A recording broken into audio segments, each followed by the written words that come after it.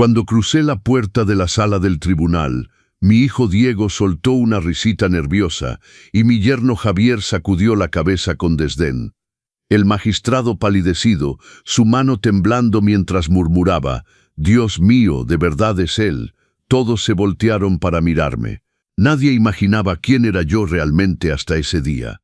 La puerta de la sala de audiencias era más pesada de lo que debería haber sido, o quizás era el peso de mis 68 años, cargando la traición que nunca imaginé vivir.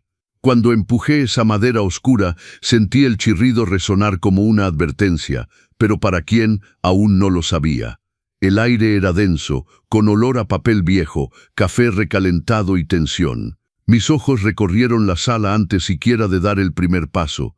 Ahí estaba él, mi hijo Diego, sentado junto a su esposo Javier, luciendo ese traje gris que creía elegante, pero que solo ocultaba su mediocridad. Diego llevaba una camisa azul marino, la misma que yo le había regalado en la última Navidad.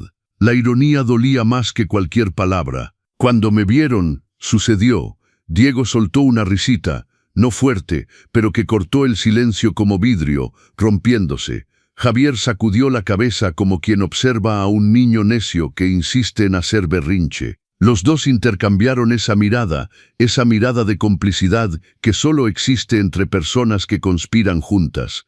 Debería haber sentido vergüenza. Eso era lo que querían, que entrara ahí encorvado, derrotado, aceptando mi papel de viejito incapaz, que debía ser protegido de sí mismo, pero eso no fue lo que pasó. Di un paso más. Mis zapatos cómodos golpearon el piso frío con una firmeza que ni yo mismo esperaba. Fue entonces cuando noté el movimiento en la esquina de la sala. La jueza, una mujer joven, licenciada Delgado, cabello recogido en un chongo impecable, levantó la vista del expediente. Pero no fue ella quien tuvo la reacción más notable. Era el hombre a su lado, un señor de cabello gris, traje oscuro, postura recta. No debería haber estado ahí. No era común que un magistrado retirado de la Suprema Corte asistiera a una audiencia rutinaria de interdicción, pero el magistrado Enrique Castillo no estaba ahí por casualidad. Cuando nuestras miradas se cruzaron, vi el color desaparecer de su rostro. La mano que sostenía la pluma comenzó a temblar. Murmuró algo en voz baja, pero el silencio de la sala amplificó cada sílaba. «Dios mío, de verdad es él». Y luego, como fichas de dominó cayendo, todas las cabezas se voltearon. El abogado de Diego y Javier, un tipo barrigón llamado licenciado Gutiérrez, primo de Javier, frunció el ceño, confundido. La secretaria dejó de teclear. Hasta el guardia cerca de la puerta me observó con curiosidad renovada. No dije nada. Simplemente caminé hasta la silla que me correspondía, del lado opuesto al de mi hijo. Sentí el peso de las miradas, pero también sentí algo nuevo, poder, porque ellos no sabían. Nadie aquí sabía quién era yo realmente. Diego debió sentir que algo andaba mal. Su risita se apagó. Javier cruzó los brazos, su postura arrogante vacilando por un segundo. El licenciado Gutiérrez hojeó sus papeles, buscando información que explicara la reacción del magistrado. La jueza Delgado se aclaró la garganta. «Podemos comenzar. Esta es la audiencia referente al expediente número 348, solicitud de interdicción de Joaquín Morales Rivera, requerida por su hijo Diego Morales Sánchez». Mi nombre completo resonó en la sala. Joaquín Morales Rivera. Hacía tanto tiempo que no escuchaba a alguien pronunciarlo de esa manera, con el peso oficial que llevaba. Enrique me observaba todavía, incrédulo. Debía estar recordando, juzgado primero civil de la Ciudad de México, el caso del industrial acusado de fraude fiscal. Yo tenía 26 años y era uno de los abogados más jóvenes en esa sala. Enrique era fiscal, joven e idealista. Luchamos ferozmente pero con respeto mutuo. Gané. No porque mi cliente fuera inocente, quizás no lo era, pero porque Enrique cometió un error procesal, pequeño, casi invisible. Yo lo noté, lo usé. Después del veredicto, me buscó en el pasillo. «Licenciado Morales», dijo extendiendo la mano, «fue un honor enfrentarlo». Estreché su mano. «El honor fue mío». «Licenciado Castillo», sonrió, «usted llegará lejos, será uno de los grandes». Lo fui, por un tiempo. Me casé a los 30 años. Roberto era contador. Lo conocí en un caso empresarial. Un hombre tranquilo, confiable, totalmente diferente del mundo acelerado de los tribunales. Él me daba paz. A los 33, adoptamos a Diego. La adopción fue difícil, trámites administrativos interminables, entrevistas donde nos miraban de reojo. Roberto me pidió que disminuyera el ritmo. Mi amor, no tienes nada que demostrarle a nadie. Tenemos dinero ahorrado, quédate en casa, cuídate, cuida a nuestro hijo. Después, si quieres, podrás volver. Le creí. Después de la llegada de Diego, me sumergí en la paternidad. Pañales, biberones, noches en vela. Mi permiso se transformó en ausencia prolongada, ausencia que se volvió permanente. Cuando intenté regresar 2 años después, el mundo había cambiado. Mis clientes habían encontrado otros abogados, mis contactos se habían enfriado. Y Roberto siempre tenía una excusa para que me quedara. Está tan pequeño todavía. Mi amor, ¿realmente vale la pena? Te estresas tanto cuando trabajas. No necesitamos el dinero. Relájate, relájate. Y cuando me di cuenta, habían pasado 15 años. Diego era adolescente. Yo tenía 40 y tantos y mi carrera estaba enterrada. Nunca cancelé mi cédula profesional. Pagaba mi cuota religiosamente, como quien paga una penitencia por un sueño abandonado. Pero nunca más había puesto un pie en un tribunal. Hasta hoy, miré a Diego. Estaba agitado ahora, mordiéndose el costado de la uña, un tic nervioso que heredó de mí. Y Javier le susurró algo al oído, probablemente tratando de calmarlo. Quise sonreír, pero no sonreí, porque hace 3 meses, cuando recibí ese papel en mi puerta, la citación judicial diciendo que mi propio hijo solicitaba declararme incapaz, algo en mí se rompió. No fue desesperación, fue coraje, un coraje frío, calculado, del tipo que construye estrategias en lugar de destruir muebles. Y hoy, en esta sala sofocante con olor a injusticia en el aire, estaba a punto de mostrar el precio de la traición. Pero ¿cómo llegamos hasta aquí? ¿Cómo un padre que dio todo, cada gota de sudor, cada noche en vela, cada sueño abandonado, termina sentado en un tribunal acusado de estar loco por su propio hijo? Déjame contarte desde el principio, porque esta historia no comenzó hoy. Comenzó hace 8 meses, el día en que mi esposo Roberto cerró los ojos por última vez, y mi hijo finalmente mostró quién había sido siempre. Si quieres entender cómo una familia puede transformarse en campo de batalla, y cómo un hombre subestimado puede voltear la situación cuando nadie lo espera, quédate conmigo. Suscríbete al canal, porque esta historia te hará cuestionar todo lo que creías saber sobre la lealtad, la sangre y la justicia. Roberto murió un martes lluvioso de febrero, infarto fulminante mientras cuidaba los rosales del jardín. Ni siquiera tuvo tiempo de gritar. Cuando lo encontré, la regadera todavía estaba en su mano. 43 años de matrimonio, 43 años compartiendo la misma cama, el mismo desayuno, las mismas discusiones tontas sobre qué canal ver después de cenar. No era perfecto, ni de cerca, pero era mío. Y cuando lo enterramos esa tarde fría, sentí que también enterraba una parte de mí. Diego lloró en el funeral. Lloró bonito, de esa manera que todos ven y comentan. Pobrecito, estaba tan apegado a su papá. Javier se quedó a su lado todo el tiempo, abrazándolo, susurrándole cosas que yo no podía escuchar. Parecían la pareja perfecta en la tragedia. Yo no lloré en público, no porque no quisiera, sino porque cuando has vivido casi 7 décadas, aprendes que las lágrimas frente a otros se convierten en munición, así que guardé mi dolor para el amanecer, cuando nadie podía presenciarlo. Los primeros 2 meses después del entierro fueron extraños. La casa, que siempre había sido ruidosa aunque fuéramos solo nosotros dos, se convirtió en un mausoleo silencioso. Me despertaba esperando oler el café que Roberto preparaba a las 6 de la mañana, pero solo había vacío. Diego aparecía de vez en cuando, trayendo platillos que yo nunca pedí, ordenando cosas que no necesitaban ser ordenadas, mirándome con esa expresión de lástima que me irritaba profundamente. «Papá, no puedes quedarte solo en esta casa tan grande», decía, sentado en el sillón que yo mismo había elegido hace 15 años. Es peligroso, y si te pasa algo, vivo aquí desde hace 30 años, Diego. Creo que sé arreglármelas. Suspiraba. Javier, siempre presente en sus visitas, sacudía la cabeza como si yo fuera un niño necio. Señor Joaquín, solo queremos lo mejor para usted, decía con ese tono paternalista que me daban ganas de aventarle el cenicero de cristal a la cabeza. Pero tragaba mi coraje porque era mi hijo y mi yerno, porque la familia es sagrada, o al menos eso era lo que todavía creía.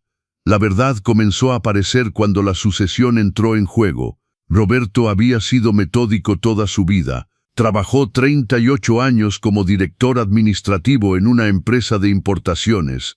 Se jubiló con un salario decente e invirtió con prudencia. A su muerte, dejó la casa donde vivíamos, una hermosa residencia de 3 recámaras en Polanco, valuada en 17 millones de pesos, y ahorros por 6.800.000 pesos. Yo era el heredero directo de todo. La ley es clara. El cónyuge tiene derechos sobre los bienes de la pareja.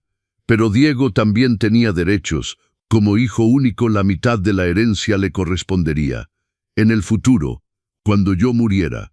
El problema es que yo estaba vivo, muy vivo, y ahí fue cuando las cosas comenzaron a cambiar. Javier comenzó a aparecer más seguido, siempre con conversaciones sobre inversiones, planificación sucesoria, seguridad financiera. ¿Ya pensó en hacer una donación en vida, señor Joaquín?, preguntó una tarde, manipulando su celular mientras Diego fingía organizar mi vitrina de cristal. ¿Donación?, repetí sin entender bien. Sí, podríamos facilitar todo ahora, evitar la burocracia futura. Usted seguiría viviendo aquí, por supuesto, pero en papel, la casa ya estaría regularizada. Regularizada. Qué bonita palabra para decir arrebatada de mí. Voy a pensarlo, respondí, sintiendo mi estómago apretarse. Intercambiaron esa mirada, esa maldita mirada otra vez. En las semanas siguientes, las visitas se intensificaron, siempre con alguna excusa. Traer comida, revisar si estaba bien, reparar una llave que no estaba rota. Pero comencé a notar cosas. Javier midiendo la sala con una cinta métrica, Diego fotografiando los cuadros que mi padre me había dejado en herencia, los dos cuchicheando en la cocina, deteniéndose abruptamente cuando yo entraba. Una noche, después de que se fueron, encontré un folleto olvidado en el sillón. Era de una empresa inmobiliaria. Proyecto de renovación para casas antiguas. Margen de ganancia estimado después de reventa, hasta 60%. Sentí mi sangre helarse. No estaban preocupados por mí, estaban preocupados por la propiedad. Y lo único en su camino era yo. Fue entonces cuando comprendí. Ya no era el padre, era el obstáculo. La campaña comenzó lentamente, tan lentamente que al principio ni siquiera parecía una campaña.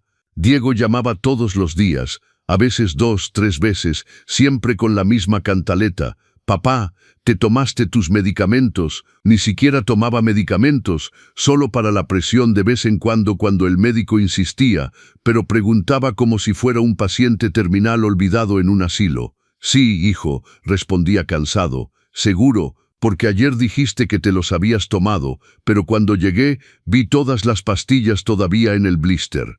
Mentira pura, mentira. Pero lo decía con tanta convicción que por un segundo incluso yo dudé de mí mismo. Javier comenzó a aparecer con una libretita. Decía que era para anotar las cosas importantes que yo debía recordar. Mire, señor Joaquín, voy a anotar aquí. Lunes, día de pagar la luz. Miércoles, vence el predial. Podrá recordarlo. Javier, pago mis recibos desde hace 50 años. Sonrió. Esa sonrisa condescendiente de alguien que trata con un niño necio. Claro, claro, pero uno envejece, ¿no? Es normal olvidar cosas. Normal, dijo normal como quien planta una semilla. Luego comenzaron los episodios inventados. Una tarde, Diego entró en tromba, celular en mano. Papá, la vecina me llamó, dice que dejaste la estufa encendida anoche. Toda la casa pudo haberse incendiado. Lo miré, incrédulo. ¿Qué vecina? La señora Vargas. La señora Vargas había muerto 6 meses atrás. Cáncer de pulmón. Yo había ido al funeral. Diego, la señora Vargas está muerta. Parpadeó, desvió la mirada. Ah, no, Perdón, fue su hija Carolina. Carolina vivía en Monterrey. No había puesto un pie en esta casa en años, pero Diego no esperaba que yo lo supiera. Contaba con mi ignorancia, con mi supuesta confusión mental. No dejé la estufa encendida, respondí firmemente. Ni siquiera usé la estufa ayer. Me comí el platillo que trajiste. Se mordió el labio. Entonces debió ser antier. No sé, papá. Estás tan distraído últimamente. Distraído. Otra semilla. Javier comenzó a comentar con otros miembros de la familia, primos lejanos, sobrinos que veía una vez al año, siempre con ese tono preocupado, casi noble. Estamos vigilando de cerca a Joaquín. Olvida muchas cosas. La semana pasada se perdió regresando de la panadería. Nunca me perdí. La panadería está a 4 cuadras.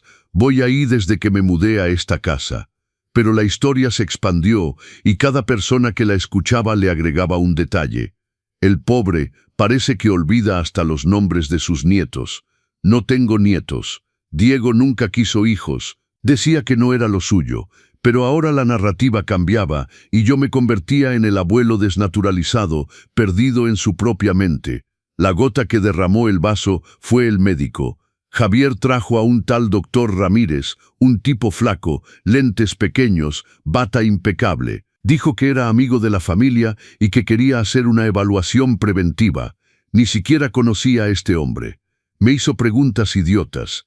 ¿Qué día es hoy? ¿Quién es el presidente? ¿Cuánto es 7 por 7?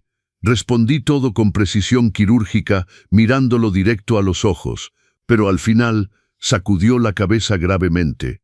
Señor Morales, presenta signos de deterioro cognitivo leve, nada grave todavía, pero es preocupante. Recomiendo seguimiento y quizás una medida de protección jurídica preventiva. Protección. Siempre esa palabra. Diego estaba en la habitación, fingiendo sorpresa, pero en sus ojos vi alivio. Doctor, ¿qué debemos hacer? Buscar orientación legal, asegurarse de que no tome decisiones financieras precipitadas. La interdicción podría ser la mejor solución. Interdicción. La palabra cayó en la habitación como una bomba. Cuando se fueron, me quedé solo. Me senté en el sillón de Roberto, ese donde le gustaba ver el fútbol y quejarse del árbitro, y dejé que el dolor de la traición me atravesara. Pero no lloré, porque algo se había despertado en mí, algo antiguo, afilado, que había estado en silencio demasiado tiempo. Tomé mi celular, el mismo que Javier pensaba que apenas sabía usar. Abrí la grabadora y comencé a documentar todo, cada mentira, cada maquinación, porque si pensaban que yo era senil, ingenuo, derrotado, estaban a punto de descubrir el precio de subestimar a un hombre que ha sobrevivido a cosas que ni siquiera imaginan. El sobre llegó un jueves. Papel manila, sello del tribunal, mi nombre escrito en letras frías. Reconocí inmediatamente lo que era. Cualquiera que haya pasado por el sistema judicial lo reconoce. Citatorio a comparecer, mis manos temblaron cuando rompí el sello, no de miedo, de furia contenida, expediente número 348, solicitante, Diego Morales Sánchez, demandado, Joaquín Morales Rivera, solicitud de interdicción, leí cada palabra 3 veces, cada línea era una puñalada diferente. La solicitud inicial venía adjunta, 16 páginas de mentiras jurídicas bien construidas. El abogado, licenciado Gutiérrez, primo de Javier, había hecho un buen trabajo, describía a un hombre que yo no reconocía. El demandado presenta olvidos frecuentes, desorientación temporal, dificultad para gestionar sus finanzas, comportamiento errático, yo que me levantaba a las 6 de la mañana todos los días, tomaba mi café, regaba las plantas, leía el periódico, pagaba mis recibos en línea sin ayuda de nadie. Adjuntaron certificados médicos, 3 certificados, uno de ellos firmado por ese doctor Ramírez que me había evaluado aquella tarde. Los otros 2 ni siquiera conocía a los médicos. Probablemente firmas compradas. Había más, declaraciones de testigos, vecinos que supuestamente me habrían visto confundido en la calle. Un empleado de farmacia que afirmaba que el señor compró el mismo medicamento 2 veces el mismo día por olvido. Todo inventado, todo fabricado con una precisión aterradora, y al final la petición, interdicción completa, nombramiento de Diego como tutor, transferencia de la administración de todos los bienes, la casa, los ahorros, todo. Me senté en el sillón, sosteniendo todavía los papeles. El reloj de pared marcaba las 3 de la tarde. La casa estaba silenciosa, pero dentro de mí había un huracán. Diego llegó media hora después. Tenía llave. Se la había dado años atrás cuando creía que mi hijo era mi aliado. Entró con ese aire de cordero. Estaba preparado para la escena. «Papá, tengo que hablarte». Levanté la vista lentamente. Mostré el sobre. De esto, tragó saliva. Javier apareció detrás de él, como siempre. A mi yerno le encantaba esconderse detrás de su esposo cuando la situación se ponía difícil. «Papá, por favor, déjame explicarte». «Explicar», corté secamente. Se sentó al borde del sillón ensayado. Cada gesto parecía aprendido de memoria. «Solo queremos protegerte. La casa es muy grande, estás solo, cualquier cosa podría pasar. ¿Y el dinero?», pregunté. «Papá, podrías ser engañado, podrías caer en una estafa». «Estafa», repetí, dejando que la palabra flotara. «Como la estafa que ustedes me están tendiendo ahora». Su rostro se endureció. «No es una estafa, es precaución. La precaución sería preguntarme si necesito ayuda. La precaución sería hablar conmigo. Ustedes fueron directamente ante el juez Diego. Me acusaron de locura sin darme oportunidad de defenderme». Javier finalmente abrió la boca, con ese tono que creía conciliador. «Joaquín, se lo está tomando muy personal, es solo un trámite legal. Usted seguirá viviendo aquí. Nosotros simplemente administraremos las finanzas, nos aseguraremos de que todo esté en orden». «¿En orden para quién?». «Para ustedes». Cruzó los brazos. «La casa está a su nombre y al del difunto. Con la interdicción podremos finalizar la sucesión más rápido. Vender si es necesario, invertir mejor el dinero». Ahí estaba, la palabra que evitaban pero que siempre había estado en el centro de todo. «Vender mi casa», dije, cada sílaba pesando como plomo. Diego intentó tomar mi mano, la retiré. «Papá, no ahora, pero en el futuro quizás, para conseguir un lugar más pequeño, más fácil de mantener. Y el resto del dinero se invertirá, fructificará para ellos». Silencio. Javier suspiró irritado. «Está siendo dramático. Somos familia. Todo lo que es suyo será nuestro. Algún día de todas formas. Solo estamos acelerando el proceso para evitar problemas». «¿Familia?». Esa palabra había perdido completamente su significado. Miré a mi hijo, buscando en sus ojos un rastro del niño pequeño que había acunado en mis brazos, al que le había enseñado a leer, al que había defendido de los abusivos en la escuela. No encontré nada. «Firma los papeles, papá», dijo cansado. «Será mejor para todos». El licenciado Gutiérrez dijo que si aceptas, el proceso será rápido, indoloro, como si arrancar mi dignidad, mi autonomía, toda mi vida fuera un simple procedimiento quirúrgico. «No voy a firmar».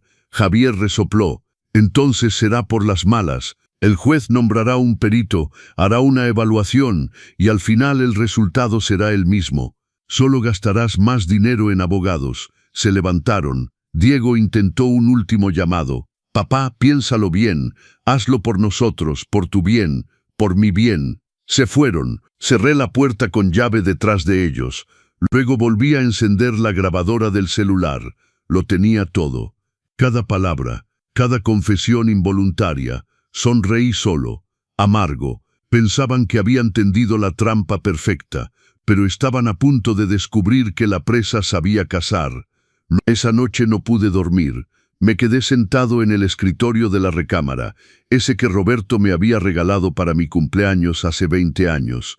La madera ya estaba gastada, manchada de café y tinta, testigo silencioso de tantos años. Abrí el cajón de abajo, el que siempre permanecía cerrado con llave. Ahí dentro, guardado entre papeles viejos y fotografías amarillentas, estaba mi pasado envuelto en piel marrón. Pasé mis dedos sobre la superficie del portafolio. Sentí el relieve de las letras doradas, medio borradas por el tiempo. Joaquín Morales Rivera, abogado. Hacía décadas que no lo abría. Adentro, mi cédula profesional. La foto era de un hombre joven, mirada determinada, cabello corto, impecable. Tenía 26 años cuando se tomó esa foto. Acababa de pasar el examen del colegio de abogados, tercero de mi generación. Debajo de la cédula, recortes de periódico cuidadosamente preservados, encabezados que mi madre había coleccionado orgullosamente. Joven abogado gana caso imposible contra gigante inmobiliario. Joaquín Morales, promesa del derecho corporativo capitalino. Un hombre enfrenta prejuicios y vence en sala llena. Sonreí amargo. Ese hombre parecía ser otra persona, pero no lo era. Estaba ahí, debajo de las arrugas, los dolores de espalda, el cabello gris. Fui bueno, muy bueno. En los años 80, ser abogado abiertamente gay era nadar contracorriente con piedras amarradas a los pies. Los colegas me trataban como secretario. Los jueces ignoraban mis argumentos hasta que elevaba la voz. Los clientes dudaban hasta que gané mi primer juicio. Pero gané muchos. Defendí empresarios, amas de casa injustamente acusadas, trabajadores aplastados por patrones poderosos. Cada victoria me daba mayor reputación, y cada reputación me daba casos más difíciles. Fue en uno de esos casos que conocí a Enrique Castillo. Era 1983. Yo tenía 26, él 29. Fiscal recién nombrado, idealista riguroso. El caso involucraba a un industrial acusado de evasión fiscal. Cantidades que hoy parecerían ridículas, pero en ese entonces era una fortuna. Enrique me enfrentó con toda su fuerza. A cada argumento mío, él contraatacaba. Cada testigo que presentaba, él lo descalificaba. Durante 6 meses, ese tribunal se convirtió en campo de batalla. Gané, no porque mi cliente fuera inocente, tal vez no lo era, pero porque Enrique cometió un error procesal, pequeño, casi invisible. Yo lo noté, lo usé. Después del veredicto me buscó en el pasillo. Licenciado Morales, dijo extendiendo la mano, fue un honor enfrentarlo. Estreché su mano. El honor fue mío, licenciado Castillo. Sonrió. Usted irá lejos, será uno de los grandes. Lo fui por un tiempo. Me casé a los 30. Roberto era contador. Lo conocí en un caso empresarial. Un hombre tranquilo, confiable, totalmente diferente del mundo acelerado de los tribunales. Él me apaciguaba. A los 33 adoptamos a Diego. La adopción fue difícil. Trámites administrativos interminables, entrevistas donde nos miraban de reojo. Roberto me pidió que disminuyera el ritmo. Mi amor, no tienes nada que demostrarle a nadie. Tenemos dinero ahorrado. Quédate en casa. Cuídate, cuida a nuestro hijo. Después, si quieres, podrás volver. Le creí. Después de la llegada de Diego, me sumergí en la paternidad. Pañales, biberones, noches sin dormir. Mi permiso se transformó en ausencia prolongada, una ausencia que se volvió permanente. Cuando intenté regresar 2 años después, el mundo había cambiado. Mis clientes habían encontrado otros abogados, mis contactos se habían enfriado. Y Roberto siempre tenía una excusa para que me quedara. Está tan pequeño todavía. Mi amor, ¿realmente vale la pena? Te estresas tanto cuando trabajas. No necesitamos el dinero. Relájate, relájate. Y cuando me di cuenta, habían pasado 15 años. Diego era adolescente. Yo tenía 40 y tantos, y mi carrera estaba enterrada. Nunca cancelé mi cédula profesional. Pagaba mi cuota religiosamente, como quien paga una penitencia por un sueño abandonado. Pero nunca más había puesto un pie en un tribunal. Hasta hoy, cerré el portafolio lentamente. Tomé mi celular. Busqué en Google, licenciado Juan Carlos Mendoza, abogado Ciudad de México. El nombre apareció inmediatamente. Bufete grande, reconocido, especializado en derecho familiar y sucesiones. Juan Carlos había sido mi compañero de facultad, uno de los pocos que me respetaba de verdad. Llamé, contestó a la tercera llamada. Mendoza. Juan Carlos, soy Joaquín. Joaquín Morales Rivera. Silencio. Luego una risa incrédula. Joaquín, Dios mío, pensé que te habías convertido en leyenda urbana. ¿Cuántos años? Muchos, respondí, sonriendo por primera vez en días. Juan Carlos, necesito ayuda. Te escucho, le conté todo. Escuchó en silencio, soltando solo algunas maldiciones bien elegidas en el momento correcto. Cuando terminé, silbó bajito. Qué sórdido. Pero tienes pruebas, grabaciones, documentos, todo. Eres mi alumno favorito, Río. Ven mañana al despacho. Vamos a destruir a esos canallas. Colgué. Miré de nuevo mi cédula profesional. El hombre en la foto todavía estaba vivo y tenía hambre de justicia. El cumpleaños de Diego era sábado. 38 años. Siempre insistía en celebrarlo.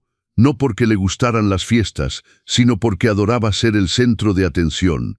Esta vez organizaron una cena en su casa, un departamento moderno en La Condesa, todo minimalista, lleno de muebles blancos que no combinaban con nada.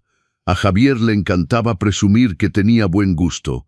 Recibí la invitación por mensaje, ni siquiera una llamada. Papá, cena en nuestra casa el sábado 8 p.m. Ven por favor, besos, por favor, como si fuera una petición sincera y no una orden disfrazada. Pensé en no ir, pero Juan Carlos me aconsejó, ve, observa, graba todo lo que puedas. Gente como esa siempre se traiciona cuando cree que ya ganó. Así que fui. Llegué a las 8 en punto. Toqué el timbre. Esperé. Escuchaba risas adentro, música ambiental, sonido de copas. Diego abrió la puerta. Camisa roja ajustada, maquillaje impecable, sonrisa de plástico. Papá, qué bueno que viniste. Me besó rápidamente, de esa manera protocolaria sin calidez. Olí el perfume caro que Javier probablemente le había regalado con el sueldo que apenas sostenía el estilo de vida que pretendían tener. La sala estaba llena. Reconocí algunos rostros, primos lejanos, amigos de la pareja, colegas de Javier. Nadie que realmente se preocupara por mí. Todos. Llegó mi papá, anunció Diego teatralmente. Algunos asintieron, otros apenas miraron. Me senté en una esquina cerca de la ventana, coloqué mi bolsa en mi regazo. Adentro, mi celular ya estaba grabando. La cena comenzó.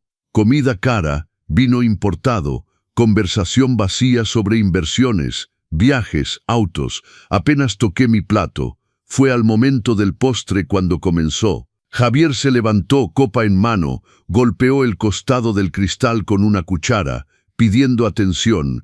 Todos levantaron sus copas. Yo sostuve la mía, desconfiado. Damas y caballeros, comenzó, jalando a Diego por la cintura. Hoy celebramos un año más de mi hermoso esposo, pero también quiero aprovechar para hablar de algo importante. Sentí mi estómago apretarse. Estamos atravesando un periodo de cambio en la familia. Joaquín, el papá de Diego, necesita cuidados especiales. Se está poniendo un poco despistado, ¿verdad? Río, nadie río con él. Entonces hemos decidido hacernos cargo de sus asuntos. La casa, el dinero, esas cosas, para asegurarnos de que esté bien, tranquilo, sin preocupaciones. La gente me miró, algunos con lástima, otros con esa curiosidad mórbida de quien ve un accidente en la carretera. Diego completó con tono melodramático. Es difícil, amigos, ver a mi papá así tan frágil, pero hay que ser fuerte, ¿no? Hacer lo que se debe hacer. Se acercó a mí, puso su mano en mi hombro, un gesto que parecía afectuoso pero era posesivo. No te preocupes, papito. Vamos a administrar todo por ti. El dinero, la casa, todo.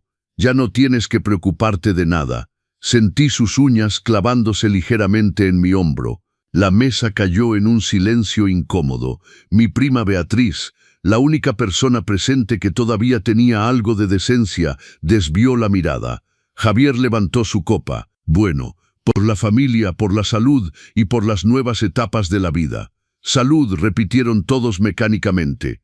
Yo no bebí. Me levanté lentamente. Tomé mi bolsa. ¿A dónde vas, papá?, preguntó Diego, sorprendido. A casa, pero todavía falta el pastel. No tengo hambre. Caminé hacia la puerta. Nadie intentó detenerme. En el fondo, todos estaban aliviados. El viejo incómodo se iba. Cuando puse la mano en la perilla, escuché la voz de Javier. Baja, pero no lo suficientemente baja. Estaba cerca de la cocina hablando con un amigo. En 2 meses esa casa es nuestra. Vieja carga. Pero ¿qué se le va a hacer? La herencia no cae del cielo. Risa de él y de alguien más. Y luego escuché a Diego reír también. Al menos está cooperando. Imagina si fuera difícil. Sería un infierno. Mi mano se congeló en la perilla. Carga. Me llamó Carga. Respiré profundo. No me volteé. No dije nada. Abrí la puerta y salí. En el elevador solo. Dejé que las lágrimas corrieran. No de tristeza, de coraje, de indignación, pero también de determinación, porque ahora tenía todo, cada palabra, cada confesión, y ellos no tenían idea de lo que estaba por venir. El lunes por la mañana estaba sentado en el despacho de Juan Carlos Mendoza, piso 15 de un edificio espejo en Paseo de la Reforma. El despacho tenía vista a toda la ciudad, una selva de concreto que alguna vez fue mía. Juan Carlos había envejecido, por supuesto, cabello gris, lentes gruesos, pero la misma sonrisa afilada de alguien que ama una buena batalla legal.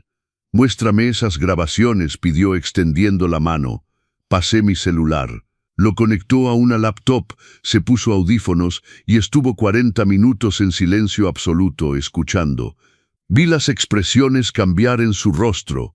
Sorpresa, indignación y al final una sonrisa peligrosa. Se quitó los audífonos. «Joaquín, esto es oro. Oro puro. Esto es suficiente. Destruye su procedimiento. Procedimiento abusivo. Falso testimonio. Intento de fraude. Puedo invocar 5 delitos diferentes solo de memoria». Sentí un alivio inmenso. «¿Entonces aceptas el caso?». Me miró como si lo hubiera ofendido. «Acepto, Joaquín. Lo haría gratis si fuera necesario, pero vas a pagar porque sé que tienes dinero y demasiado orgullo para aceptar caridad». Reí por primera vez en semanas, una risa real. «¿Cuánto?». 350,000 pesos de honorarios iniciales. Si ganamos, y vamos a ganar, 15% de cualquier indemnización. Trato hecho. Estrechamos la mano. Juan Carlos tomó un bloc, comenzó a garabatear. «Voy a solicitar la producción de tus grabaciones como prueba. Pedir un peritaje independiente para probar tu capacidad mental. Y voy a sugerir que el juez tome conocimiento de las verdaderas intenciones de tu hijo». «Hay algo más», dije con vacilación. «Habla. Quiero que el magistrado Enrique Castillo sea informado de este caso». Juan Carlos levantó las cejas. «Castillo, el legendario. Lo conozco. Estás lleno de sorpresas, Joaquín». Me respetaba. «Si sabe que soy víctima de esto, quizás asista a la audiencia como observador, solo para asegurarse de que las cosas se hagan correctamente». Juan Carlos reflexionó un momento. «Es irregular, pero no prohibido, y su presencia en la sala intimidaría a cualquiera. Déjame encargarme». Salí del despacho con algo que no había sentido en mucho tiempo, esperanza, pero todavía faltaba una pieza. Esa tarde tomé un taxi hasta una colonia residencial del sur de la ciudad. Una dirección que había anotado en un papel amarillento. Toqué el timbre de una casa modesta, bien cuidada, con un jardín de rosas al frente. Una señora de cabello blanco abrió la puerta. «Sí, señora Méndez, soy yo, Joaquín Morales, quien fui abogado hace muchos años. Defendí a su esposo en 1987. Un caso de accidente laboral». Sus ojos se abrieron enormes. «Alberto, sí, ganamos la indemnización completa». Él pudo jubilarse dignamente. Llevó su mano al pecho emocionada. «Dios mío, licenciado Morales, pase, por favor». Nos sentamos en la pequeña sala. Me sirvió café. Hablamos de Alberto, fallecido hace 3 años, de la vida, de los recuerdos.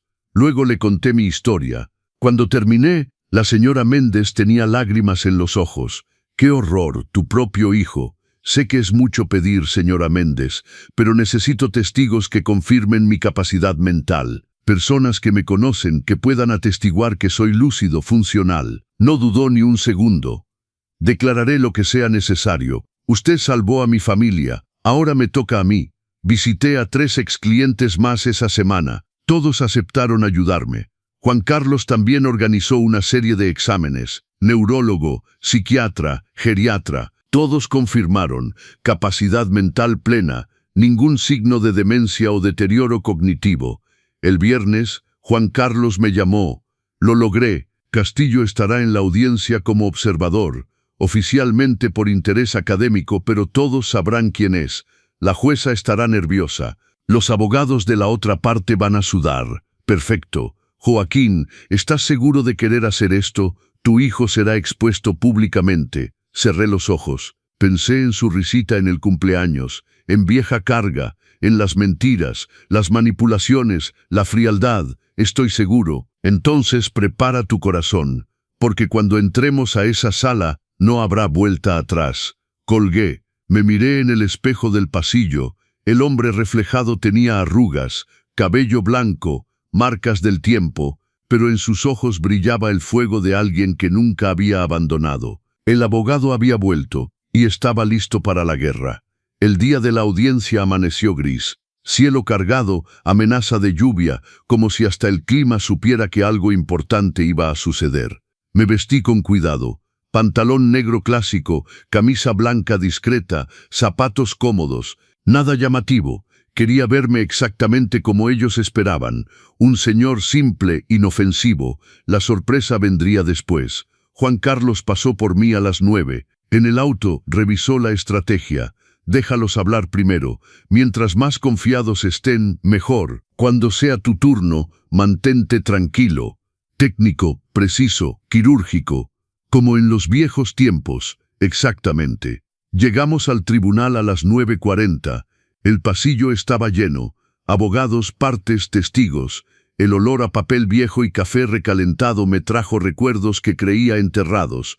Diego y Javier ya estaban ahí. Él con camisa azul marino, la que yo le había regalado. Javier con su traje gris que intentaba verse más caro de lo que era. El licenciado Gutiérrez, su abogado, hablaba por teléfono, riéndose de algún chiste privado. Cuando me vieron llegar con Juan Carlos, la risa se apagó. Diego me miró confundido. «Papá, ¿quién es él?» «Mi abogado». Javier frunció el ceño. «¿Contrataste un abogado? ¿Para qué?» «Solo queremos arreglarlo en familia». Juan Carlos respondió por mí, voz firme. «Licenciado Juan Carlos Mendoza, Colegio de Abogados de México. Y esto dejó de ser asunto familiar cuando ustedes iniciaron un procedimiento judicial». El licenciado Gutiérrez se acercó, intentando verse confiado, pero había tensión en su mandíbula. «Mendoza, el Mendoza del despacho de Reforma, el mismo. Esto es una simple interdicción. No necesita artillería pesada». Juan Carlos sonrió. «Ah, pero no estoy de acuerdo. Creo que va a necesitarse». Entramos a la sala cuando llamaron el caso. Era una sala pequeña, sin jurado. Solo una mesa grande donde se sentaría la jueza, sillas para las partes, un viejo aire acondicionado que hacía ruido. Pero había una silla extra junto a la mesa de la jueza, y en ella estaba sentado el magistrado Enrique Castillo. Cabello ahora completamente blanco, lentes de armazón fino, traje oscuro impecable, postura recta de alguien que pasó toda su vida haciendo valer la ley. Cuando entré, nuestras miradas se cruzaron. Vi el reconocimiento inmediato, la incredulidad. Sabía quién era yo, o quién había sido. El color abandonó su rostro. La mano que sostenía la pluma tembló visiblemente. Murmuró bajo, pero audible en el silencio tenso: «Dios mío, ¿de verdad es él?». Todas las cabezas se voltearon. Diego me miró, luego a él confundido. Javier susurró algo a su oído. El licenciado Gutiérrez hojeó frenéticamente el expediente, buscando información que explicara la reacción del magistrado. La jueza Delgado, joven, quizás 30 y tantos, entró y golpeó con su mazo. «Audiencia de justificación. Expediente 340-28, solicitud de interdicción, favor de tomar asiento». Todos se sentaron. Yo junto a Juan Carlos, Diego y Javier del otro lado con Gutiérrez. La jueza Delgado notó la presencia de Enrique y pareció nerviosa. «Magistrado Castillo, es un honor tenerlo como observador». Él simplemente asintió, pero seguía mirándome. La jueza se aclaró la garganta. «Comencemos. Licenciado Gutiérrez tiene la palabra». El abogado se levantó, demasiado confiado. «Señoría, el caso es simple. El demandado Joaquín Morales, de 68 años, viudo, presenta signos evidentes de deterioro cognitivo, olvidos, desorientación, dificultad para gestionar su patrimonio. Hemos adjuntado certificados médicos, testimonios, documentación extensa. La familia busca solamente protegerlo, asegurando que sus bienes sean administrados responsablemente hasta su fallecimiento. Juan Carlos lo interrumpió cortante. Eso es una interpretación deshonesta. Es la interpretación correcta. La jueza Delgado golpeó con su mazo. Orden, por favor. Licenciado Gutiérrez, continúe. Pasó los siguientes 10 minutos presentando los certificados falsos, los testigos comprados, la narrativa construida. Cada mentira parecía convincente porque estaba bien envuelta en lenguaje técnico. Diego lloró en ciertos momentos. Javier le sostuvo la mano teatralmente. Cuando Gutiérrez terminó, se sentó satisfecho. La jueza Delgado me miró. Señor Morales, ¿desea expresarse? Me levanté lentamente. Juan Carlos puso su mano en mi brazo alentador.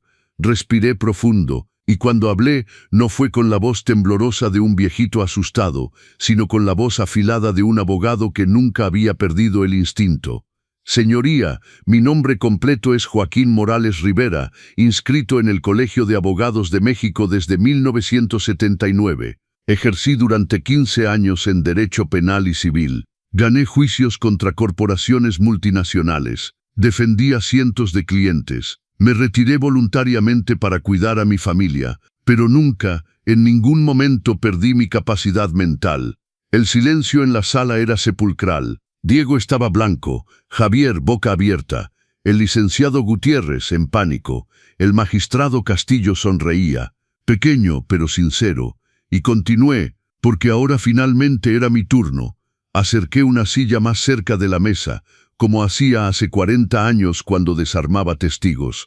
Mi voz era firme, quirúrgica, cada palabra elegida con precisión. Señoría, me gustaría presentar pruebas que no figuran en el expediente, pruebas que muestran la verdadera motivación de este procedimiento. La jueza Delgado se inclinó hacia adelante, interesada. Continúe. Juan Carlos abrió el portafolio y comenzó a distribuir copias, transcripciones de las grabaciones, reportes médicos verdaderos, declaraciones de los testigos que había reunido. Primero, los certificados médicos presentados por la parte solicitante. Continué, señalando los documentos. El doctor Ramírez, que supuestamente me evaluó, ejerce en una clínica privada propiedad del esposo del solicitante, Javier Sánchez. Conflicto de intereses evidente. El licenciado Gutiérrez intentó levantarse. Eso es una acusación sin fundamento. El magistrado Castillo habló por primera vez, voz grave. Deje terminar al licenciado. Me llamó licenciado. Gutiérrez se sentó derrotado. Además, proseguí, obtuve evaluaciones independientes de 3 especialistas diferentes, neurólogo, psiquiatra y geriatra. Todos atestiguan capacidad mental plena. Los reportes están aquí. Entregué los documentos a la jueza. Los hojeó rápidamente, impresionada. Segundo punto, los testigos. El empleado de farmacia que pretende que compré el mismo medicamento 2 veces nunca sucedió. La vecina que dice que dejé la estufa encendida falleció hace 6 meses. La otra vecina citada vive en Monterrey y no ha puesto un pie en esta calle en 3 años. Diego comenzó a temblar. Javier jaló su corbata, sudando, todo inventado, cada testimonio fabricado. La jueza Delgado miró al licenciado Gutiérrez severamente. Esto es grave, licenciado. Abrió la boca pero no salió nada. Y ahora dije sintiendo una satisfacción amarga. La cereza del pastel, las grabaciones. Juan Carlos conectó la laptop a un altavoz. El audio comenzó a reproducirse. Primero, la conversación en mi casa cuando Diego y Javier intentaron convencerme de firmar los papeles. La voz de Javier resonó en la sala. Se lo está tomando muy personal. Es solo un trámite legal. Nosotros simplemente administraremos las finanzas, vender si es necesario, invertir mejor el dinero. Diego cerró los ojos mortificado, pero no había terminado. La segunda grabación comenzó, la del cumpleaños. La voz de Javier clara, burlona. En 2 meses esa casa es nuestra. vieja carga. ¿Pero qué se le va a hacer? La herencia no cae del cielo. Y luego la risa de Diego. Al menos está cooperando. Imagina si fuera difícil. Sería un infierno. El silencio que siguió fue ensordecedor. La jueza Delgado estaba pálida. Enrique sacudía la cabeza, indignado. Hasta la secretaria había dejado de teclear, en shock. Diego sollozaba. Javier estaba rojo, mirando al piso. Vieja carga, repetí, dejando que las palabras flotaran. Así me llamó mi yerno, y mi hijo se rió, aprobó. Me volteé hacia Diego. Nuestros ojos se encontraron. Te di la vida, abandoné mi carrera por ti, pasé noches en vela cuando tenías fiebre, vendí las joyas de mi madre para pagar tu escuela privada cuando faltaba dinero, y tú me llamas carga. Intentó hablar pero solo lloró más fuerte. Señoría, continué, volteando hacia la jueza, este procedimiento no es sobre mi capacidad mental, es sobre codicia, es sobre dos personas que no quieren esperar una herencia y decidieron fabricar una interdicción para tomar lo que es mío en vida. La jueza Delgado hojeaba los documentos cada vez más tensa. ¿Tiene más pruebas? Tengo declaraciones de 4 exclientes, personas a las que represento desde hace décadas, atestiguando mi lucidez. Tengo estados de cuenta bancarios mostrando que manejo perfectamente mis finanzas. Puse sobre la mesa mi cédula del Colegio de Abogados. Esta cédula tiene 47 años. Está activa, pago mi cuota religiosamente. Nunca dejé de ser abogado, señoría. Simplemente dejé de ejercer. Pero el hombre que defendió casos contra gigantes inmobiliarios, que enfrentó prejuicios en salas llenas, que venció a fiscales brillantes como el magistrado Castillo aquí presente, ese hombre nunca murió. Enrique sonreía abiertamente ahora. Solo estaba dormido, y ahora despertó. La jueza Delgado puso los papeles sobre la mesa y golpeó con su mazo. Voy a ordenar un receso de 15 minutos. Cuando regresemos quiero escuchar las explicaciones de la parte solicitante. Y licenciado Gutiérrez, le sugiero que consulte el Código de Ética Profesional porque podría tener serios problemas. Salió. Enrique la acompañó, pero antes me guiñó el ojo. En la sala solo quedamos nosotros. Diego se levantó, tambaleante. Vino hacia mí. Papá, yo. Levanté la mano, cortando. No, ahora no. Javier intentó jugar al arrogante una última vez. Va a arrepentirse de esto. Somos familia. Lo miré con todo el desprecio que sentía. La familia no conspira. La familia no miente. La familia no llama a su suegro carga. Palideció. Salí de la sala con Juan Carlos. En el pasillo me apoyé contra la pared temblando. No de miedo, de adrenalina. Estuviste formidable, dijo Juan Carlos orgulloso. Todavía no termina. Oh, pero ya está ganado, ya no tienen nada. Sonreí cansado. Entonces ahora viene la parte que van a odiar aún más. ¿Cuál? La justicia. Cuando regresamos a la sala, la atmósfera había cambiado completamente. Diego tenía los ojos hinchados. Javier se mordía las uñas, un tic nervioso que nunca le había visto. El licenciado Gutiérrez hojeaba frenéticamente sus documentos, buscando una salida que no existía. La jueza Delgado entró con una expresión que yo conocía bien de mis años de tribunal, el rostro de alguien que ya decidió y no cambiará de opinión. Enrique regresó también, sentándose con esa postura impecable de siempre. Reanudamos, comenzó la jueza, voz firme. Licenciado Gutiérrez, la parte solicitante tiene algo que declarar. El abogado se levantó visiblemente sacudido. Señoría, ha habido malentendidos. Mis clientes actuaron de buena fe, sinceramente preocupados por la salud del padre. Malentendidos, interrumpió Enrique, su voz resonando con autoridad. Licenciado, escuché las grabaciones, vi los certificados falsos. Esto no es un malentendido, es un delito. Gutiérrez tragó saliva. La jueza Delgado golpeó con su mazo. Voy más allá. A la vista de las pruebas presentadas por el demandado, es evidente que este procedimiento fue iniciado de mala fe, basado en alegaciones falsas y con el único propósito de apropiarse indebidamente de un patrimonio. Por lo tanto, rechazo la solicitud de interdicción. Diego dejó escapar un gemido sordo. Además, continuó la jueza, ordeno la apertura de una investigación por procedimiento abusivo, falso testimonio e intento de fraude. El expediente será remitido a la Fiscalía». Javier se levantó, desesperado.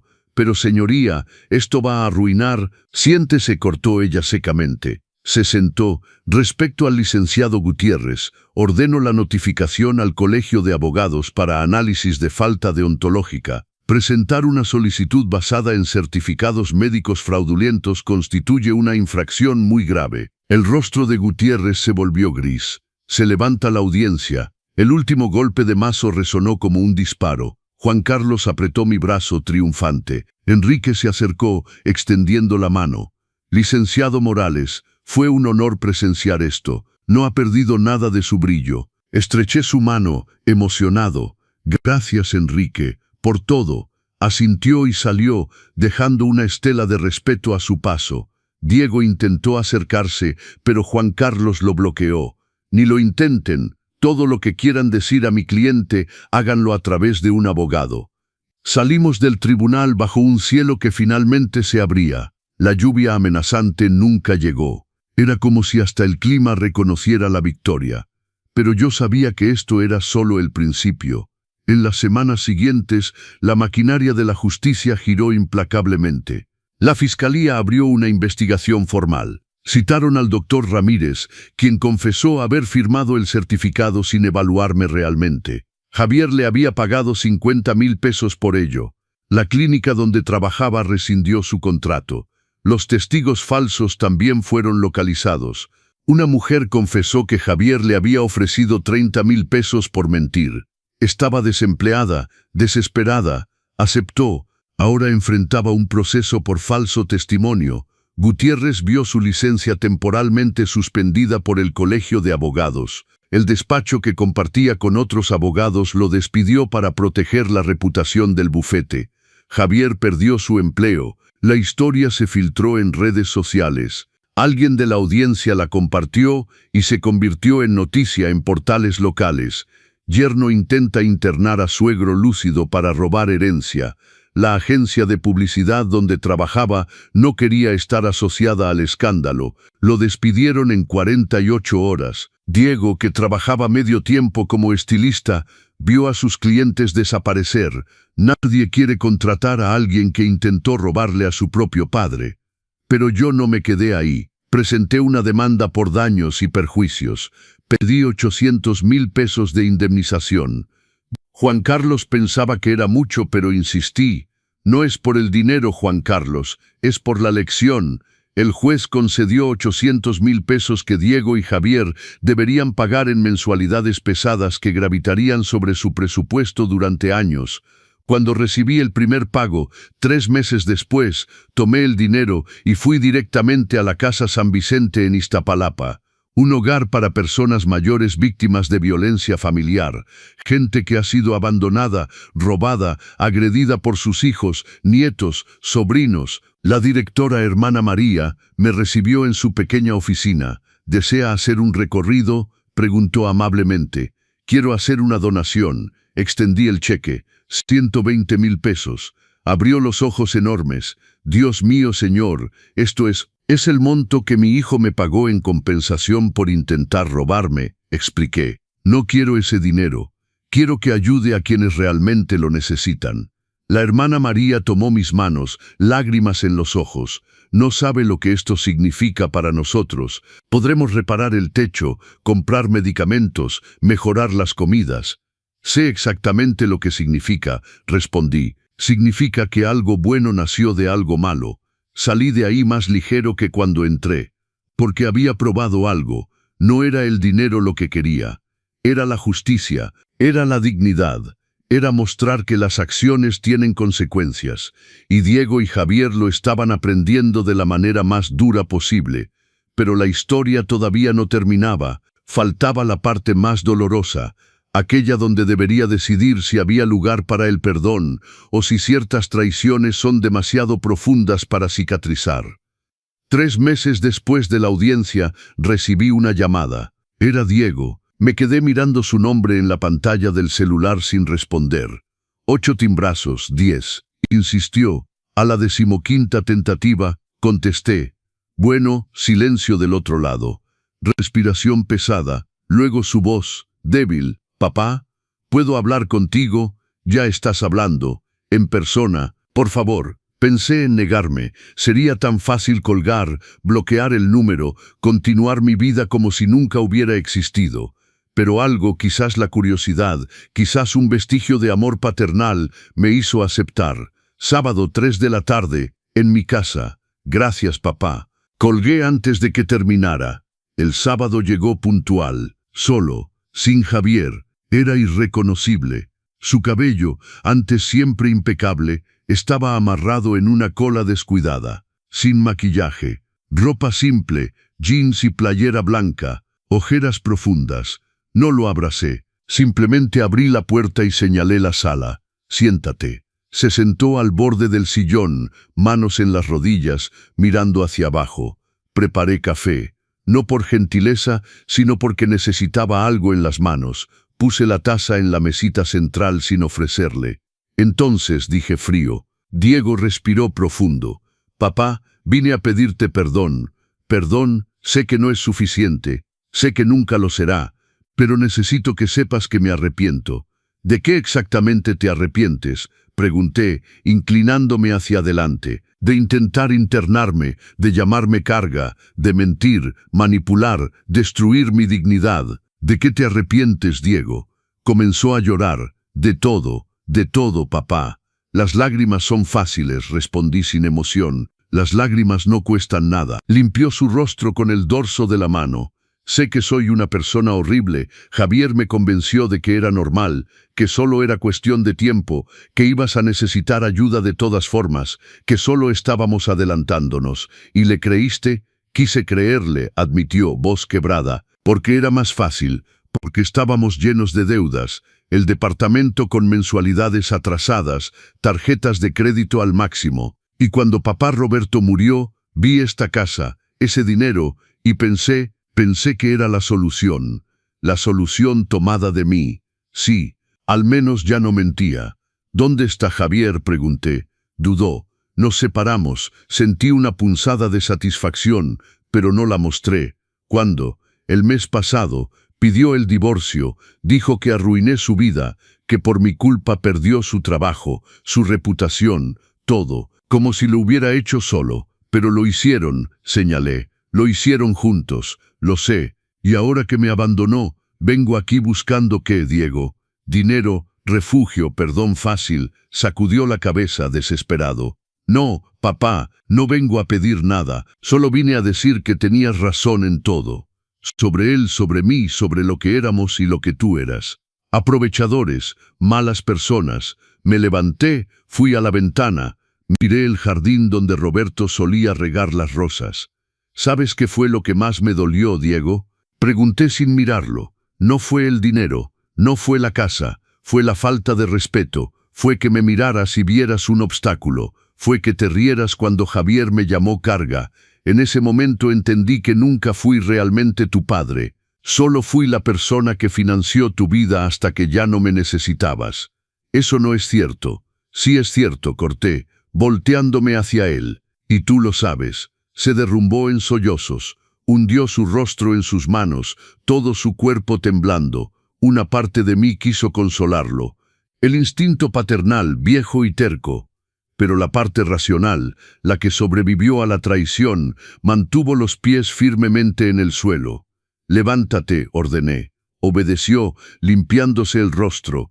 ¿Quieres perdón?, pregunté. No lo merezco. No, no lo mereces. Pero voy a darte algo mejor que un perdón barato. Me miró, confundido. Te voy a dar una oportunidad. Una sola oportunidad de probar que eres más que esa persona miserable que se vendió por dinero. ¿Qué tengo que hacer? Consigue un trabajo, cualquiera. Trabaja, mantente solo, aprende el valor de las cosas. Y cuando logres pagar la primera mensualidad de la indemnización con tu propio sudor, sin ayuda de nadie, regresarás. Ahí hablaremos de nuevo. Papá, ya conseguí trabajo, recepcionista en un consultorio dental, gano menos del salario mínimo. Perfecto, entonces ya empezaste, pero me tomará años pagar todo. Exactamente, respondí, porque el perdón no es instantáneo. La confianza no se reconstruye en una conversación. Destruiste todo lo que teníamos. Si quieres recuperar algo de eso, tendrás que reconstruir ladrillo por ladrillo. Asintió, tragándose las lágrimas. Y otra cosa, continué. No quiero verte aquí todas las semanas. No quiero llamadas telefónicas dramáticas. Vive tu vida. Aprende a arreglártelas. Y cuando creas que realmente maduraste, que realmente entendiste la gravedad de lo que hiciste, entonces me contactas. Nunca me perdonarás, ¿verdad? Lo miré largamente. El perdón no es el olvido, Diego, y yo nunca olvidaré, pero quizás algún día pueda mirarte sin sentir este dolor en el pecho. Quizás. Se fue derrotado. Caminó hasta la puerta. Antes de salir se volteó. Papá, de verdad lo siento. Yo también. Cerré la puerta y me recargué en ella. Lloré por primera vez en meses. Lloré de verdad, no de debilidad, sino de aceptación. Aceptación de que algunas cosas se rompen y no siempre pueden volver a pegarse. Más 2 años han pasado desde ese día en el tribunal. 2 años que lo cambiaron todo. Estoy sentado ahora en un café en Cartagena de Indias, mirando el movimiento de la Plaza de la Trinidad. El sol del Caribe ilumina las mesas en la acera. El olor a arepa recién hecha se mezcla con el aroma fuerte del café colombiano. Viajé, finalmente viajé. Colombia, Perú, Argentina, lugares donde Roberto siempre prometió llevarme y nunca me llevó. No por maldad, la vida simplemente consumió sus planes, y yo dejé que la vida consumiera los míos también, pero ya no. Vendí la mitad de la casa. Convertí la casa en 2 departamentos independientes. Vivo en uno. Renté el otro a una familia joven. El ingreso complementa mi pensión y me da libertad de hacer lo que quiero. Lo que quedaba del dinero, una parte fue a la renovación, otra parte a estos viajes que llevo haciendo desde hace 1 año, y otra parte fue a una causa que descubrí por casualidad. Di una conferencia. Sí, una conferencia. La hermana María de la Casa San Vicente me invitó a hablar con un grupo de personas mayores víctimas de violencia familiar. Primero me negué. No soy conferencista, dije. Pero insistió, es un sobreviviente, y eso vale más que cualquier título.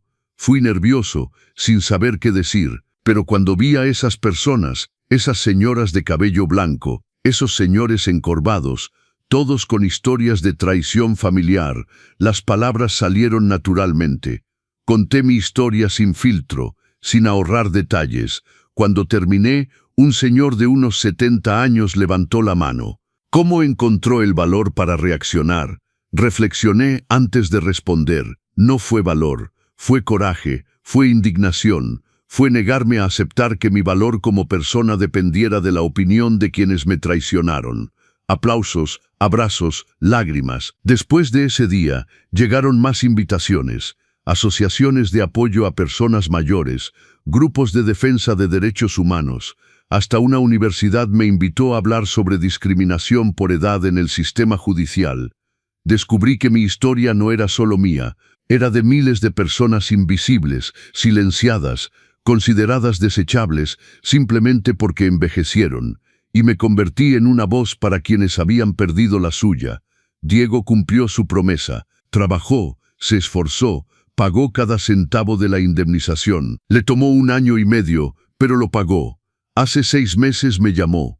Papá, pagué la última mensualidad. Felicidades, puedo visitarte. Dejé que el silencio pesara. Puedes, vino, diferente, más delgado, manos callosas por el trabajo. Consiguió un ascenso en la clínica dental. Ahora era asistente administrativo, ganaba un poco más. Tomamos café, hablamos, no del pasado, sino del presente. Me contó que estaba en terapia, que había entendido cuánto fue manipulado, pero también cuánto fue cómplice activo, que cargaba la culpa, pero aprendía a vivir con ella. No lo perdoné completamente, no sé si algún día lo haré, pero dejé una puerta entreabierta, porque el perdón no es una reconciliación instantánea, es un proceso lento, doloroso, que exige más que palabras bonitas. Y no soy ingenuo, nunca lo fui. Termino mi café, pago la cuenta, me levanto, Mañana tomo un avión a Bogotá, luego quizá Quito, o tal vez Medellín. Siempre quise conocer. Mi celular vibra. Mensaje de Juan Carlos. Joaquín, un canal de televisión quiere entrevistarte sobre abuso financiero a personas mayores. ¿Te interesa? Sonrío. Me interesa. Prográmalo para cuando regrese. Guardo el teléfono y camino por la Plaza Colonial. A 68 años, finalmente entendí algo que debería haber entendido hace mucho tiempo. Ser bueno no significa ser ingenuo. Ser amable no es ser cobarde. Amar no es aceptar falta de respeto. Y envejecer no es perder valor. Es acumular una sabiduría que los jóvenes tardarán décadas en conquistar. Diego y Javier pensaron que era débil porque fui amable toda mi vida. Pensaron que podrían aplastarme porque elegí ser padre en lugar de abogado. Pero no entendieron una cosa simple. No dejé de ser abogado. Simplemente guardé la toga. Y cuando la necesité, la volví a poner. Probé que el respeto no se pide, se gana. Que la dignidad no se negocia. Y que subestimar a un hombre que ha sobrevivido décadas de invisibilidad es el error más costoso que se puede cometer. Ellos pagaron ese precio. Y yo finalmente estoy viviendo. Me detengo frente a una librería. En el aparador un cartel, nunca es demasiado tarde para volver a empezar. Entro. Compro 3 libros que no necesito pero que quiero. Porque puedo. Porque soy libre.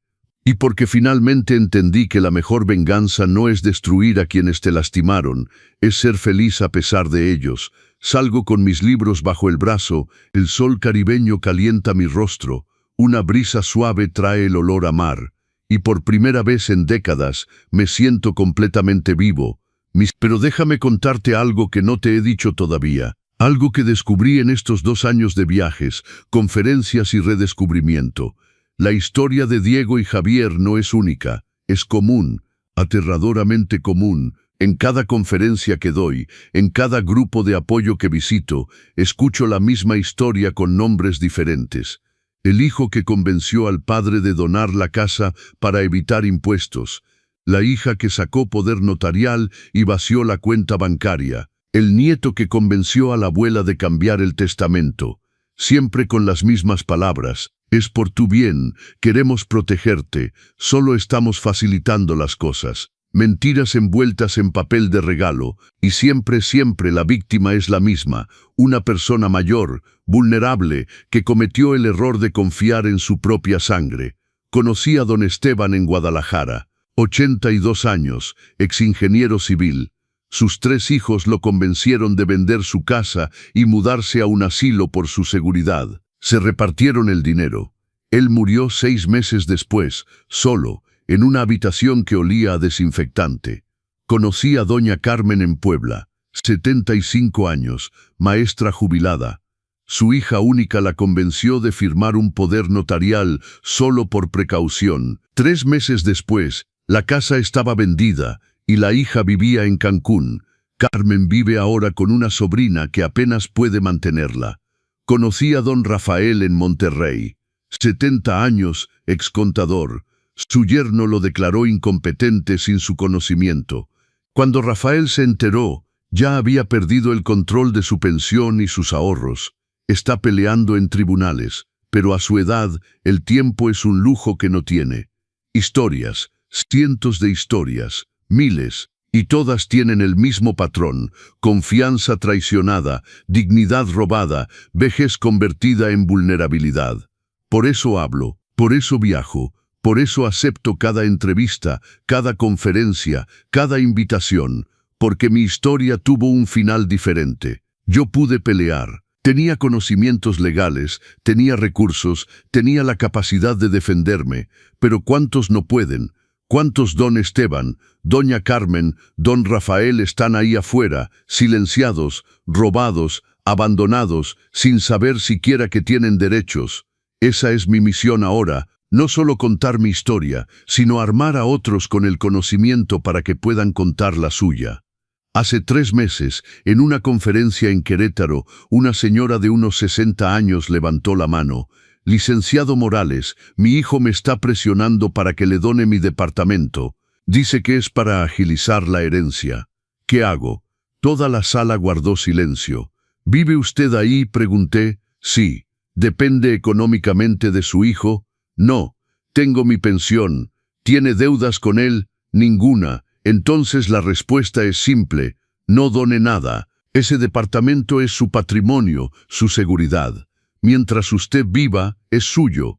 Nadie, ni siquiera su hijo, tiene derecho a presionarla para que renuncie a él. Pero dice que es para evitar problemas legales en el futuro. Los únicos problemas legales que evita son los de él, no los suyos. Si dona ahora, pierde el control. Y créame, señora, he visto lo que pasa cuando la gente pierde el control de su patrimonio en vida. La sala estalló en aplausos. Después de la conferencia, la señora se me acercó con lágrimas en los ojos. Gracias, licenciado. Mi intuición me decía que algo andaba mal, pero mi hijo me hacía sentir egoísta por dudar. No es egoísmo proteger lo que es suyo, le dije. Es supervivencia. 3 semanas después recibí un mensaje de ella. Había confrontado a su hijo. Él se enojó, dejó de hablarle por 2 semanas, pero ella se mantuvo firme. Eventualmente él regresó, con menos exigencias y más respeto. Gracias por darme el valor, escribió.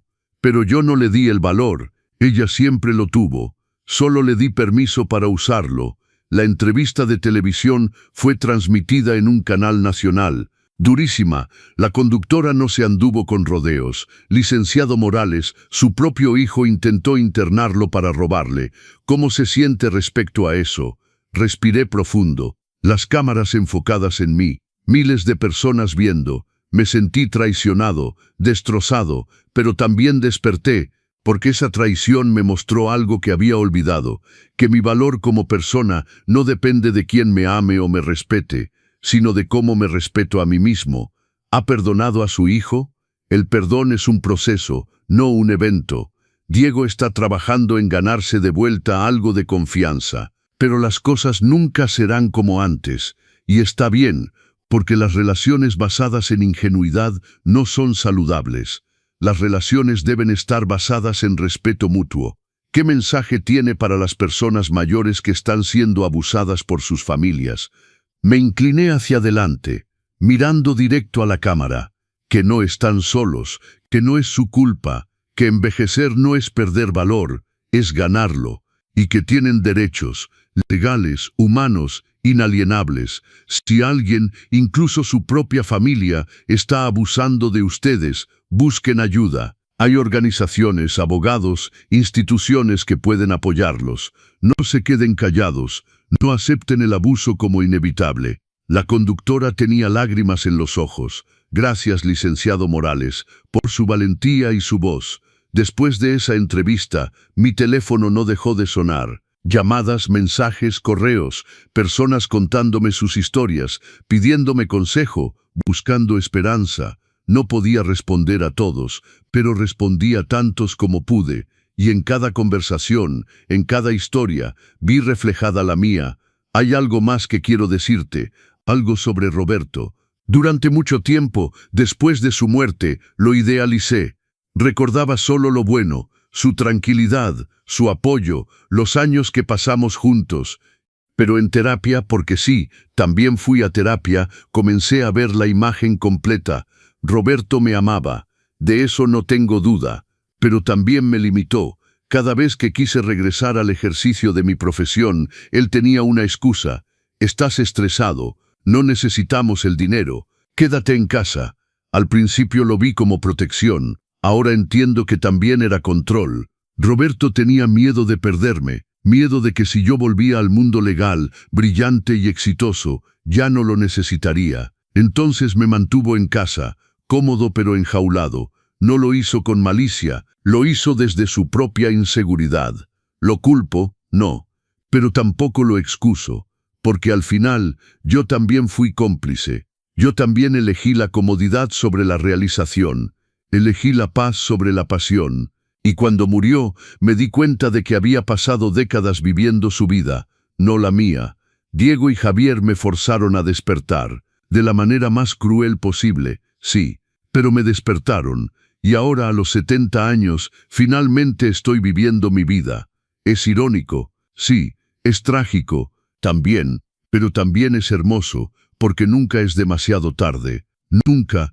Mañana regreso a México, tengo otra conferencia en Oaxaca, luego una en Mérida, y después, quién sabe, tal vez regrese a ejercer, no tiempo completo, pero quizás casos pro bono para personas mayores que enfrentan abuso familiar. Juan Carlos me ha estado insistiendo. Joaquín, hay tanta gente que necesita exactamente lo que tú puedes ofrecer. Experiencia, empatía y sobre todo prueba viviente de que se puede ganar. Estoy considerándolo. También estoy escribiendo un libro. Mi historia, sí, pero también las historias de todos los que he conocido. Una guía legal y emocional para personas mayores enfrentando abuso familiar. Juan Carlos ya me consiguió una editorial interesada. Va a ser un bestseller, dice. No me importa si vende, respondo. Me importa si ayuda, por eso va a vender, tal vez tenga razón. Diego me llamó la semana pasada. Papá, vi tu entrevista y estaba bien. Dijiste la verdad. Siempre digo la verdad. Silencio incómodo. Papá, ¿cuándo regresas? En 2 semanas. Puedo invitarte a comer. Consideré decir que no. Sería más fácil, menos complicado. Pero entonces recordé algo que la terapeuta me dijo. El perdón no es para ellos, es para ti, para liberarte del peso del rencor. Está bien, pero elegimos el lugar juntos y pagamos cada quien lo suyo.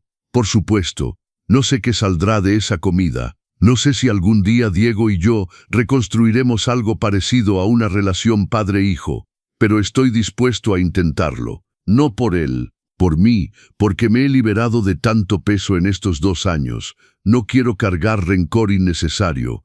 Eso no significa que olvide, nunca olvidaré, pero significa que elijo no dejar que esa traición defina el resto de mi vida. Mientras camino por las calles empedradas de Cartagena, pienso en el hombre que era hace 2 años, sentado en mi casa vacía después de la muerte de Roberto. Asustado, solo, vulnerable, ese hombre ya no existe. En su lugar hay alguien más fuerte, no porque sea invulnerable, sino porque conoce su valor. Alguien que aprendió que la edad no es debilidad, es sabiduría acumulada. Alguien que aprendió que el pasado no define el futuro, las decisiones presentes lo hacen. Alguien que aprendió que nunca es demasiado tarde para pelear, para vivir, para brillar. Paso frente a un espejo en un aparador. Me detengo, me miro, veo un hombre de 70 años, cabello blanco, arrugas profundas, cuerpo que ya no es lo que era, pero también veo ojos brillantes, postura erguida, una sonrisa genuina. Veo a un sobreviviente, un guerrero, un hombre libre, y me gusta lo que veo. Hay algo que quiero que entiendas, tú que has seguido esta historia hasta aquí. No todas las batallas se ganan en tribunales, no todas las victorias son legales. A veces la victoria es simplemente sobrevivir, mantenerse digno cuando otros intentan humillarte, seguir adelante cuando sería más fácil rendirse. A veces la victoria es despertarte un día y darte cuenta de que ya no te duele, que perdonaste no porque ellos lo merecieran, sino porque tú merecías paz. A veces la victoria es mirarte al espejo y reconocer a la persona que ves. Eso es lo que he ganado, no solo un juicio, no solo mi casa y mi dinero, he ganado a mí mismo, y eso, mi amigo, no tiene precio. Recibo un mensaje, es de la hermana María. Licenciado Morales, uno de nuestros residentes, acaba de recibir citatorio de su hija, solicitud de interdicción, está aterrado, puede ayudarlo. Leo el mensaje 2 veces. Miro el mar Caribe a lo lejos, escucho el sonido de las gaviotas, siento el calor del sol. Esta podría ser mi vida, viajando, descansando, disfrutando, pero esa nunca fue realmente mi vida. Mi vida es la lucha, la justicia, darle voz a quien no la tiene. Respondo, regreso la próxima semana. Dígale que no está solo, lo voy a ayudar, porque eso es lo que hago ahora, eso es quien soy. No solo Joaquín Morales, el hombre que sobrevivió, sino Joaquín Morales, el abogado que regresó y que nunca más se irá.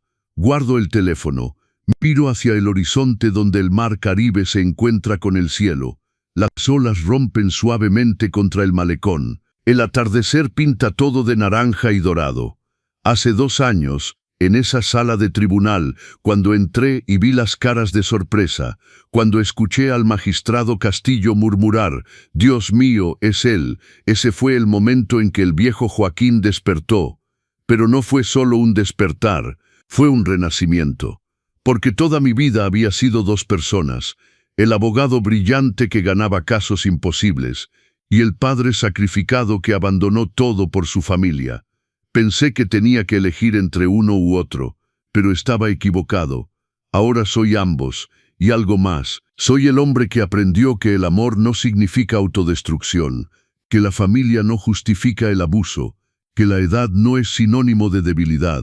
Soy el hombre que aprendió a pelear de nuevo, no solo en tribunales, sino en la vida. Déjame contarte cómo termina esta historia. O mejor dicho, cómo comienza de nuevo. Regresé a México 2 semanas después. Fui directo a la Casa San Vicente. El residente que la hermana María mencionó se llamaba don Arturo, 73 años, exprofesor de historia. Su hija única le había enviado citatorio de interdicción. Cuando lo conocí, estaba sentado en el pequeño jardín del hogar, encorvado, derrotado. Sostenía el citatorio con manos temblorosas. «No puedo pagar un abogado», dijo con voz quebrada. «Mi pensión apenas me alcanza para vivir aquí». Me senté a su lado. «Don Arturo, yo tampoco tenía dinero cuando mi hijo me demandó, pero tenía algo más valioso, la verdad, y usted también la tiene». Levantó la vista. «Usted es Joaquín Morales, y voy a representarlo, sin costo». Lloró. Un hombre de 73 años, que había enseñado historia durante 40 años, que había formado generaciones, lloró de alivio. Tomé su caso. Juan Carlos se unió. Investigamos. Encontramos que la hija de don Arturo tenía un patrón. Había intentado lo mismo con su suegro 2 años antes. Ese caso había sido desestimado. Fuimos a la audiencia. Presentamos pruebas. Desmontamos cada argumento. La jueza rechazó la solicitud en menos de 30 minutos. Cuando salimos del tribunal, don Arturo me abrazó. «Me devolvió mi dignidad», dijo. «No», respondí. «Su dignidad nunca se fue. Solo la estaban escondiendo. Yo solo ayudé a sacarla a la luz». Ese fue el primero. Después vinieron más. Doña Esperanza, 80 años, cuyo sobrino intentaba apropiarse de su casa. Don Miguel, 65, cuyos hijos vaciaron su cuenta bancaria usando un poder falsificado. Doña Lucía, 78, encerrada en un asilo contra su voluntad mientras su familia vendía sus pertenencias. Uno por uno, los representé. Algunos casos ganamos, otros perdimos, pero en todos les devolvimos algo que habían perdido, la certeza de que no estaban solos. Juan Carlos creó un departamento pro bono en su despacho solo para estos casos. Otros abogados se unieron. Estudiantes de derecho se ofrecieron como voluntarios. Lo que comenzó como mi batalla personal se convirtió en un movimiento. Y Diego lo vio todo. La comida con Diego fue incómoda. Nos vimos en un restaurante neutral, pequeño, tranquilo. Él llegó puntual. Se veía diferente. Más delgado, sí, pero también más real. Sin las máscaras, sin el maquillaje excesivo, sin la ropa pretenciosa. «Hola papá, Diego». Nos sentamos, ordenamos. El silencio entre nosotros era denso. Finalmente habló. «He estado viendo todo lo que haces. Las conferencias, los casos, la entrevista. Y estoy orgulloso y avergonzado. Orgulloso de quién eres. Avergonzado de lo que te hice». No respondí de inmediato. Dejé que las palabras pesaran. «Diego, durante años pensé que el amor significaba sacrificio. Sacrifiqué mi carrera, mis sueños, todo, porque creí que eso era ser buen padre. Y fuiste un buen padre. Fui un padre que se perdió a sí mismo. Y tú creciste viendo eso, viendo que el amor significaba desaparecer por otros. No te culpo completamente por lo que hiciste. Aprendiste de mí que era aceptable». Se limpió los ojos. «Pero eso no te excusa», continué firmemente, «porque hubo un momento en que tuviste que elegir entre la codicia y la decencia. Y elegiste mal, lo sé. La buena noticia es que las elecciones no son permanentes. Cada día puedes elegir de nuevo. ¿Qué estás eligiendo ahora?». Me miró directo a los ojos. «Estoy eligiendo ser mejor, no por ti, Por mí, porque no me gusta el hombre que fui. Bien, esa es la única razón correcta. Comimos, hablamos de cosas superficiales. Su trabajo, mi libro, el clima. Al final, cuando pagamos cada quien su cuenta, me dijo, «Papá, sé que nunca volveremos a ser lo que éramos». «No», confirmé, «pero quizás podamos ser algo nuevo, algo más honesto». Me gustaría eso, a mí también. No lo abracé cuando nos despedimos, pero le di la mano, y eso por ahora era suficiente. El libro se publicó 6 meses después. Nunca es tarde para pelear. Una guía legal y emocional contra el abuso a personas mayores. Juan Carlos tenía razón. Se convirtió en bestseller, no porque fuera entretenido, sino porque era necesario. Las editoriales querían que hiciera gira de promoción. Accedí, pero con una condición. En cada ciudad, además del evento de librería, daría una conferencia gratuita en un centro de apoyo a personas mayores. Así recorrí el país. Ciudad de México, Guadalajara, Monterrey, Puebla, Tijuana, Mérida, Oaxaca. En cada lugar, la misma historia con diferentes caras. Personas mayores robadas, manipuladas, abandonadas por aquellos que debieron protegerlas, pero también historias de resistencia, de personas que pelearon y ganaron, de familias que, confrontadas, eligieron cambiar. Y en cada evento siempre había alguien que se acercaba y decía, «Gracias, su historia me dio el valor para pelear la mía». Esas palabras valían más que cualquier bestseller. Hace un mes, me invitaron a dar una charla en la Facultad de Derecho de la UNAM, el mismo lugar donde estudié hace casi 5 décadas. Cuando entré al auditorio lleno de jóvenes estudiantes, sentí algo extraño, como si hubiera cerrado un círculo. Hablé durante 1 hora. No solo de mi caso, sino de lo que significa ser abogado, del poder que tenemos para cambiar vidas, de la responsabilidad que viene con ese poder. Al final, una estudiante levantó la mano. «Licenciado Morales, usted dejó el derecho por décadas. ¿Se arrepiente?». Reflexioné antes de responder. ¿Arrepentirme? No, porque esas décadas me enseñaron algo que ningún tribunal pudo enseñarme: empatía. Cuando representas a personas mayores abusadas por sus familias, no solo necesitas conocer la ley, necesitas entender el dolor, la traición, la vulnerabilidad. Y yo lo entiendo, porque lo viví. Entonces, ¿cree que todo pasó por una razón? No creo en el destino. Creo en las decisiones. Tomé malas decisiones. Me abandoné a mí mismo por décadas. Pero cuando me desperté, decidí que el resto de mi vida sería diferente. Y lo es. Aplausos, largos, sentidos. Después, un profesor se me acercó. Era joven, quizás 30 y tantos. «Licenciado Morales, yo fui alumno de su generación». «Bueno, no exactamente, pero mi padre sí. Siempre hablaba de usted. Decía que era el mejor abogado que había conocido». «¿Quién era tu padre?» «Armando Reyes». El nombre me golpeó como un rayo. Armando. Mi compañero de estudios. Brillante, apasionado. Murió joven, accidente de auto.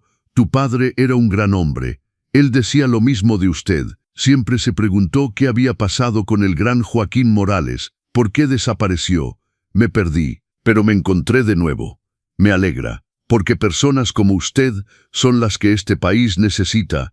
Esta mañana desperté temprano, preparé café. Me senté en el balcón de mi departamento con vista a Polanco, el mismo barrio donde casi pierdo todo, el mismo lugar donde renací. Mi teléfono sonó. Era la hermana María. «Licenciado, hay un programa de televisión que quiere hacer un especial sobre los casos que hemos ganado. ¿Le interesa? ¿Cuál es el objetivo? Concientizar, mostrar que hay ayuda disponible, que las personas mayores tienen derechos. Entonces sí me interesa». «Perfecto. Y hay algo más. Queremos nombrarlo embajador honorario de la Casa San Vicente. No viene con salario, pero acepto». Ella rió. Ni siquiera le dije qué implicaba. «No importa. Si es ayudar, acepto». Colgué. Tomé un sorbo de café. Miré la ciudad despertar bajo la luz dorada del amanecer. Hace 3 años, en esta misma ciudad, me sentía invisible. Un viejo cuya vida había pasado, cuyo valor se había agotado. Hoy soy muchas cosas: abogado, activista, autor, conferencista. Pero sobre todo, soy un hombre que aprendió la lección más importante de todas. Nunca es demasiado tarde para pelear, para vivir, para brillar. Y tú, que has seguido esta historia desde el principio, que estuviste conmigo desde esa entrada al tribunal hasta este momento, ¿te has preguntado alguna vez cuántos Joaquín existen ahí afuera? ¿Cuántos abuelos, padres, tíos están siendo silenciados, despojados, robados por aquellos que deberían protegerlos? La respuesta te va a sorprender. Millones. Solo en México millones.